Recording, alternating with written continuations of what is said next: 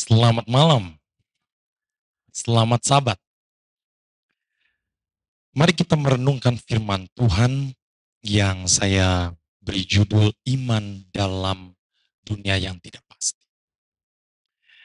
Berapa banyak dari antara kita yang percaya bahwa dunia kita semakin tidak pasti? Anda percaya? Atau ada yang pasti sebenarnya di dunia ini? Dan seberapa banyak Anda ingin memastikan hal yang tidak pasti? Seringkali kita katakan hal yang tidak pasti atau merencanakan, memastikan hal yang tidak pasti itu dalam satu kata, yaitu antisipasi.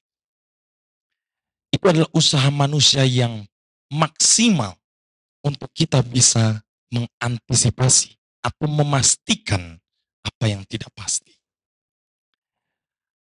Itulah sebabnya banyak orang ingin meneropong masa depan. Ada yang melalui kartu tarot, ada yang melalui membaca muka, wajah, atau membaca garis tangan, ingin memastikan masa depan yang tidak pasti. Karena manusia ada keinginan untuk memastikan hal-hal yang tidak pasti. Dulu tidak ada badan khusus untuk mengantisipasi bencana. Sampai kemudian saat ini ada apa? BNPB. Anda tahu BNPB? Badan Nasional Penanggulangan Bencana. BNPB ini kerjasama dengan BMKG, Badan Meteorologi, Klimatologi, dan Geofisika. Itu untuk meneliti berapa curah hujan, berapa kemungkinan angin, dan seterusnya. Mengantisipasi jika ada bencana. Dan seringkali manusia ingin mengantisipasi hal terburuk yang bisa terjadi di sekeliling kita. Itulah sebabnya kita bisa mengantisipasi segala hal. Tapi pertanyaannya sejauh mana kita bisa mengantisipasi akan banyak hal. Saudara-saudari, apakah Anda ingin sisi yang kiri lingkaran yang ada di lingkaran berwarna hitam abu-abu itu? Atau Anda ingin berada di lingkaran yang kanan, yang warna orange? Kiri atau kanan? Oh, itu kiri saya ya, mungkin kanan saudara ya.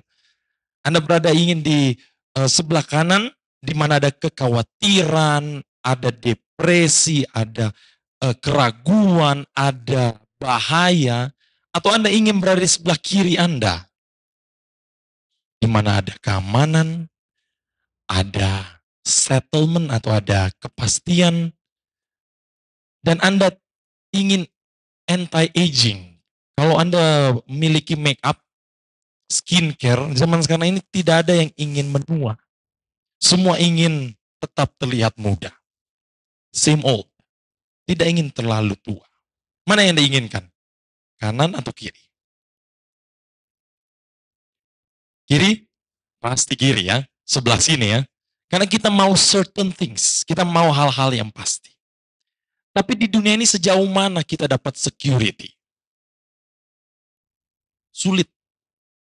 Mungkin ada orang-orang kaya yang memiliki satuan pengamanan namanya satpam atau security.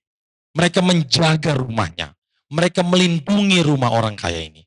Tapi sejauh orang kaya itu memiliki harta bendanya, tetap saja banyak sekali pencurian yang terjadi.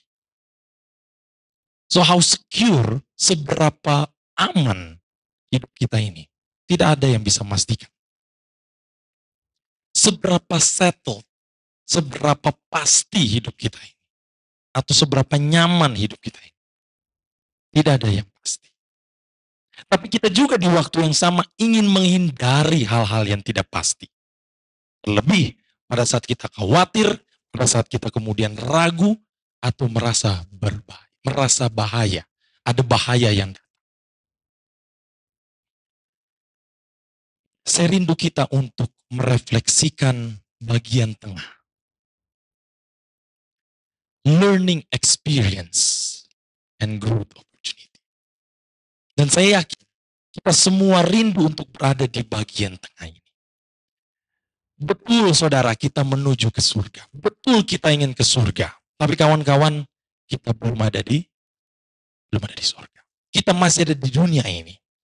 Dan untuk mempersiapkan diri kita menuju ke tempat yang kita rindukan, kita tidak bisa hanya mengandalkan hal yang certain. Tapi kita juga tidak bisa mengandalkan hal yang uncertain, hal yang tidak pasti, yang seringkali membuat kita menjadi ragu dan tawar hati. Mari kita belajar. Mari kita lihat pengalaman untuk selalu bertumbuh dalam kesempatan yang ada. Mari kita buka Alkitab kita, Lukas pasal 17. Dan saya rindu kita membaca dari Alkitab kita masing-masing. Karena yang saya tunjukkan di sini dalam bahasa Inggris, jadi bagus juga kalau kita melihat dalam bahasa Indonesia. Dan mari kita analisa sedikit. Sir David Farm menyinggung akan hal ini kemarin, kurang lebih. Tapi mari kita lihat lebih lanjut lagi. Lukas pasal 17 ayat 28 sampai 36. Ayat 28. Kita baca sama-sama ya, ayat 28. 1, 2, 3. Demikian juga mereka dan minum, mereka membeli dan menjual, mereka menanam dan membangun. Sekarang pertanyaan untuk kita, apakah salah saya makan? Salah? Tidak. Itu kebutuhan sehari-hari. Minum tidak ada yang salah. Mereka membeli, mereka menjual, apakah salah? Tidak. Itu hal yang wajar. Mereka menanam, mereka membangun, itu seperti yang dilakukan oleh banyak orang. Indonesia saat ini sudah lebih banyak pembangunan jalan tol, infrastruktur, dan lain sebagainya. Jadi apa yang dilakukan oleh orang Sodom dan Gomora pada waktu itu di zaman Lot, di ayat ini masih dalam taraf wajar. Berikutnya, 28, 29, maaf. 1, 2, 3. Tetapi pada hari Lot pergi keluar,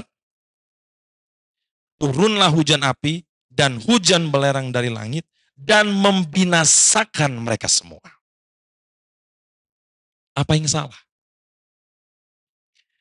Yang salah adalah mereka hanya meluangkan waktu untuk kepentingan mereka. Yang menjadi masalah bukan makanan, minuman, pembangunan, ataupun apa saja yang mereka tanam. Itu tidak salah. Tapi yang salah mereka terlalu banyak meluangkan waktu, tidak hanya waktu, tapi hidup mereka di sana. Bahkan dikatakan mereka mereferensikan diri mereka kepada dunia ini. Saudara-saudariku, tidak penting apa yang kita lakukan.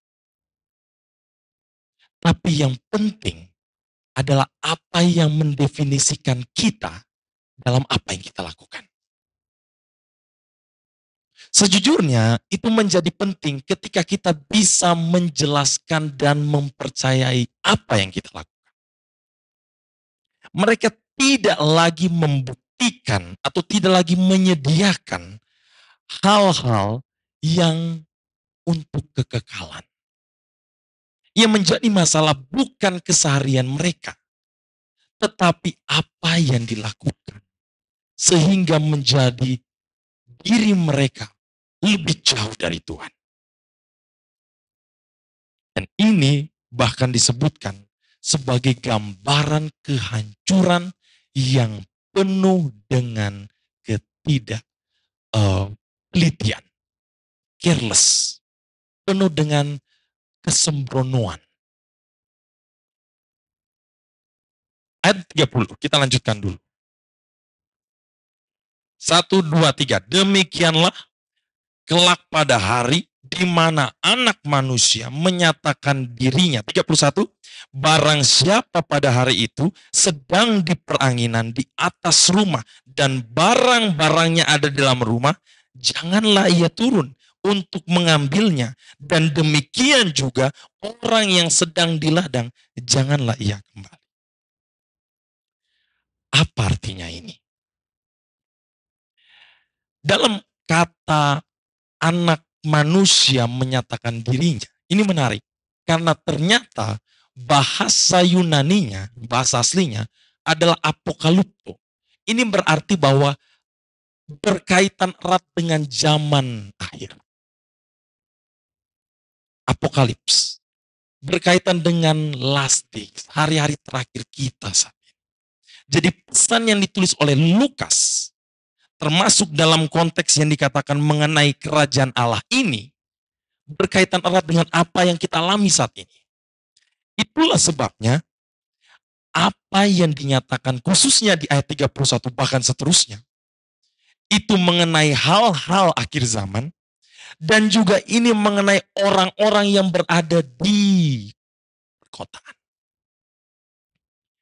Berapa banyak yang tinggal di Jabodetabek? Boleh Jabodetabek.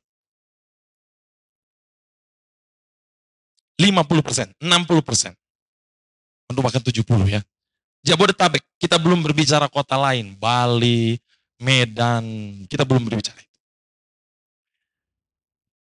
Yang menjadi masalah adalah peradaban Pulau Jawa, peradaban Indonesia berkutat dan berpusat di Jakarta, khususnya Jabodetabek. Apakah kita menjadi dwellers saja, menjadi pengisi atau menjadi penduduk kota ini saja, atau menjadi influencer? Are we being city dwellers only? Or we are being city influencers? Or if not, jika tidak, apa yang menjadi peran kita dimanapun kita berada? Karena pesan ini ditunjukkan untuk mereka yang tinggal di perkotaan atau bahkan tinggal di tempat yang khusus. Dan ketika kalimat yang mengatakan bahwa janganlah ia turun untuk mengambil, dan demikian juga orang yang sedang di ladang jangan kembali, artinya apa yang dilakukan jangan ditunda-tunda. Ketika Anda mengetahui kebenaran ini, jangan pulang dulu, habiskan waktu, lalu kembali lagi ke ladang, lalu kemudian tidak melakukan apa yang harusnya dilakukan. Lalu ketika dikatakan barang siapa pada hari itu sedang di peranginan, atau dikatakan di sini house top ya. House top itu seperti atap rumah, di soto rumah. Ketika Anda berada di atas, apa yang Anda lakukan?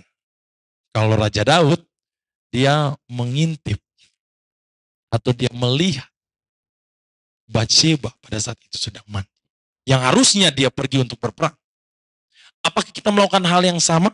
Atau kita yang memiliki barang-barang yang di rumah atau mendapatkan kebenaran ini, memiliki sesuatu, melakukannya dengan setia.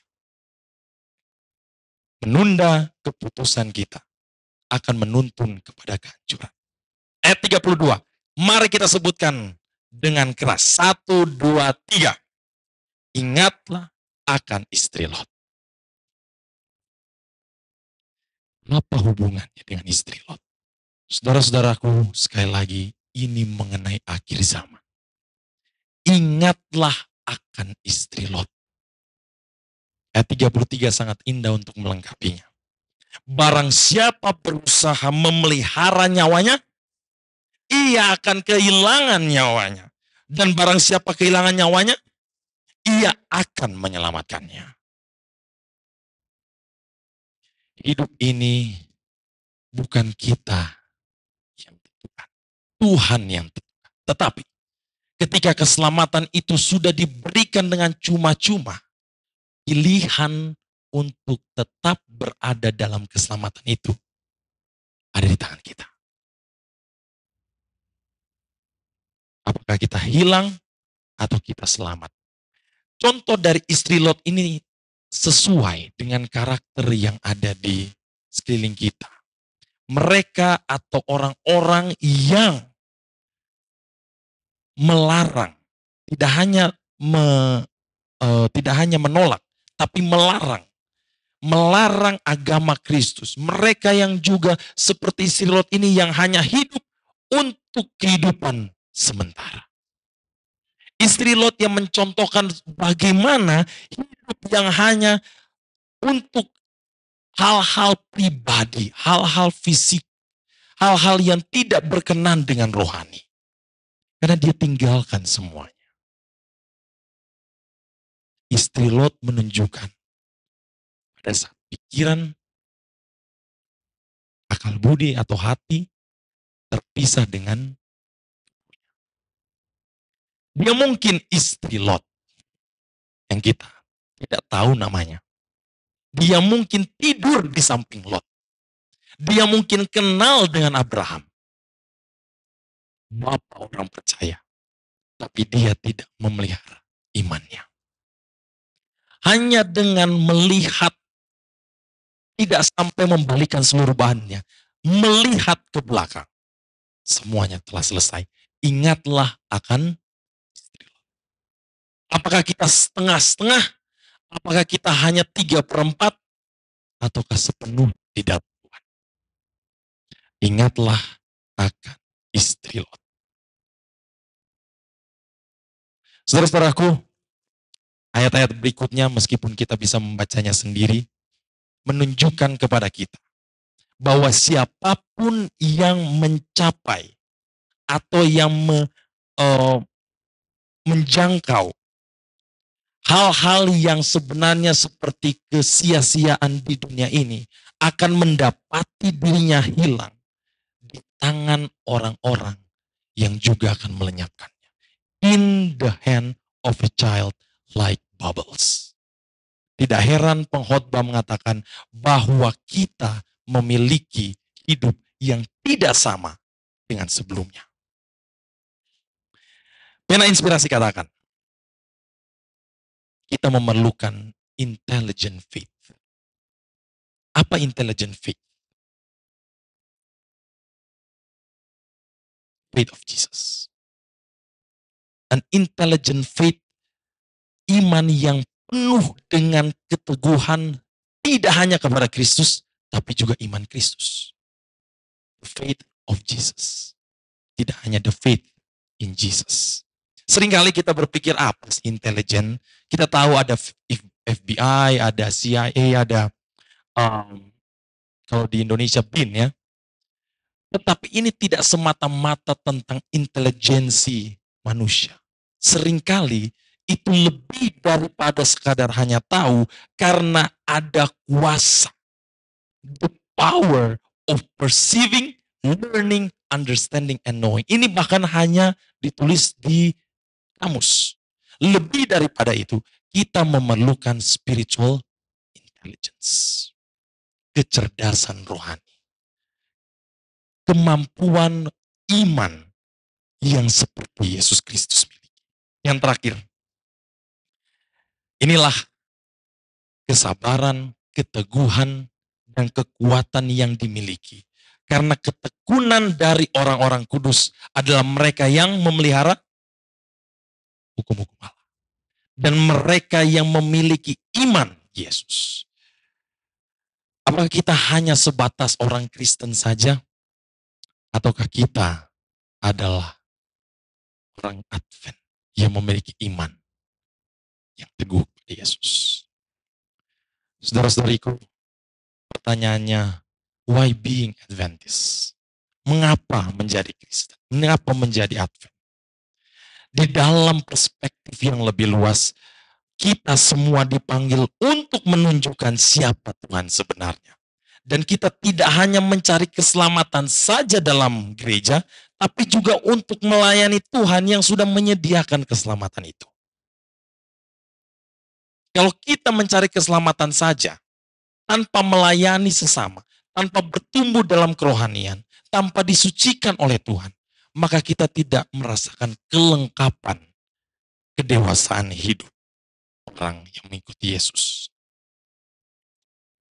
Pada akhirnya, sebagai kesimpulan, kita sering dengar ini. Bahkan dalam pengkhotbah juga diulang-ulangi. Kutlakan Allah dan peganglah firman-Nya. Peganglah perintahnya. Dengan harapan kita semua bisa didapati setia pada saat Ia datang. Saudara-saudariku, kepastian apa yang kita cari? Sungguhnya kepastian itu adalah sifat yang berlawanan dengan iman. Tidak ada yang pasti di dunia ini. Tapi saat kita ingin bersama dengan Yesus, ada hati yang bisa membedakan. Discerning heart, discerning mind yang dimiliki oleh Tuhan. Dan itu semua hanya dapat kita peroleh saat kita bersama dengan Yesus. Dan memiliki iman Yesus. Kita berdoa.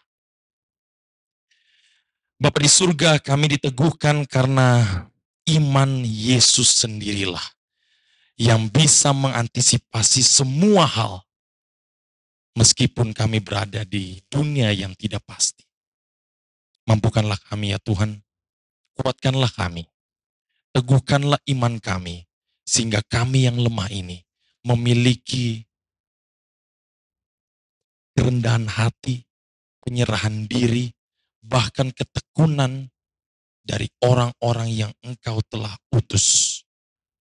Dan kami dapati setia pada saat Engkau datang. Mohon ampun dosa dan kesalahan kami ya Tuhan. Berkatilah kami pada malam ini dan sepanjang sabat yang Tuhan berkati. Karena kami berdoa dalam nama Yesus, Tuhan dan Juru Selamat kami. Amin.